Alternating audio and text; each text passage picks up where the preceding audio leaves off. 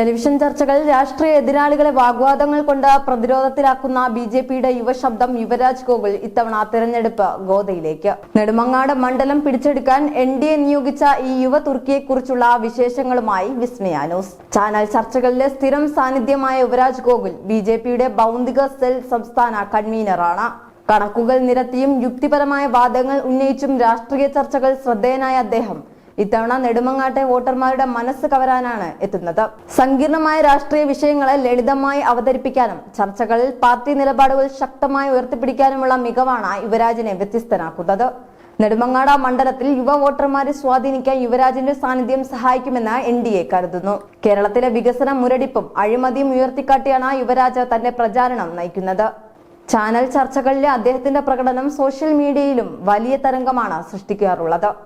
നെടുമങ്ങാട് മണ്ഡലത്തിൽ ഇത്തവണ അതിശക്തമായ ത്രികോണ മത്സരമാണ് നടക്കുന്നത്. LDF-നായി സിറ്റിംഗ് MLA-യും മന്ത്രിയുമായ GR അനിൽ, UDF-നായി INC നേതാവ് മീനങ്കൽ കുമാർ, NDA-ക്കായി യുവരാജ് ഗോകുൽ എന്നിവരാണ് മത്സരിക്കുന്നത്. വാഗ്വാദങ്ങളുടെ പൂരപ്പറമ്പായ ചാനൽ സ്റ്റുഡിയോകളിൽ നിന്ന് ജനകീയ കോടതിയിലേക്കുള്ള യുവരാജ് ഗോകുലിന്റെ ഈ ചുവടുമാറ്റം നെടുമങ്ങാട്ടെ ഫലത്തെ എങ്ങനെ സ്വാധീനിക്കുമെന്ന് വരും ദിവസങ്ങളിൽ അറിയാം.